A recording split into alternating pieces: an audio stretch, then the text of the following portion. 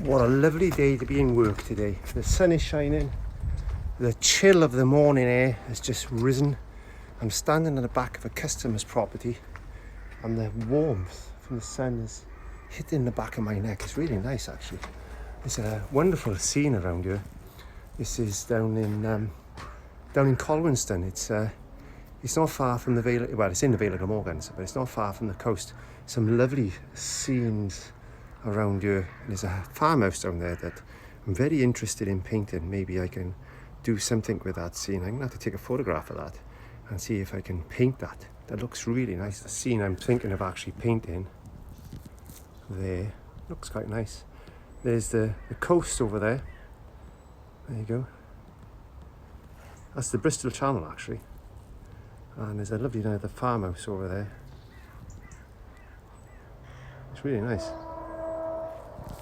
So let's get up a ladder and have a look what it looks like from up the ladder. So I'm going to go up the ladder now. Ooh.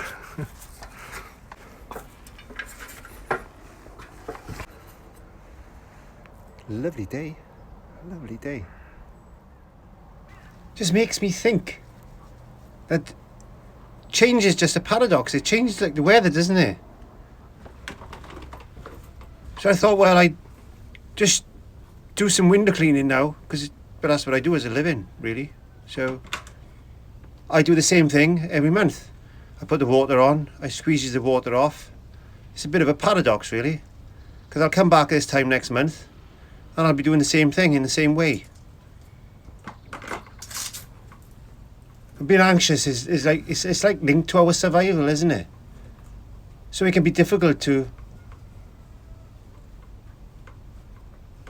contemplate giving up, yet you're always feeling worried and anxious, panicky and nervous and about things which make you miserable.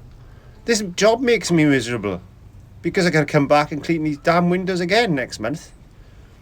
But hey, on the plus side, I get a few bob in my pocket, which makes me happy. So I'm doing something that makes me sad, but it makes me happy at the same time. So that's a paradox, isn't it? So I tend to reply to, so what would you like to do to change your anxiety? What would you like to do to change your anxiety? Besides from taking water off the windows, I don't know. The response is often, but I hate change. And what they really mean is, I want to change, just as long as I don't really have to change. Yeah, we all know somebody like that, don't we? I call this the change paradox. If you want to feel less anxious all the time, if you want to give up feeling nervy and at the mercy of your fear, you will need to make a decision to actively change your behaviour and your thought processes. Yes, here we go again. Another damn window. But like I said, I'll get to the end at the end. And I'll have to start it again at the beginning when I come here again. Change will involve doing something new, amending your habits. Amend your habits, change your habits, developing new ways of thinking and creating a new way of being. It's about holding your own hand while you do something that really scares you. Wow, look at that scene. Look at that wonderful scene over there. I'm really enjoying today. And there's a plane in the sky, look. All he's worried about is getting that plane to his destination and landing it safely. He's got nothing else to think about. Unlike me, I've got all these windows to do. But there you go. I had a bit of trouble sleeping last night. But what do you do when you have trouble sleeping? The old adage is, count some sheep. Count some sheep. That's the old adage. Take a moment to honestly consider whether change is a paradox or is it true of you? Do you hold yourself back? Do you trip yourself up? Are you hard on yourself? As I look across these fields and think to myself, well, this is not a bad job really, is it? I could have had a worse job. I've been doing this job since I was 16.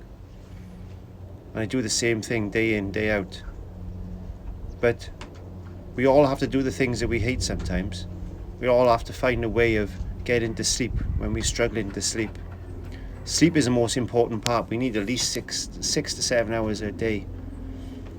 So we're going to make the most of what you've got.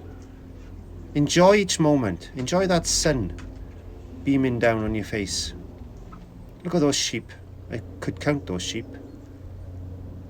Let's have a look at those sheep. Taking a moment to think, and there we are. If I count all these sheep, I might fall asleep. But I've got a lot of work to do.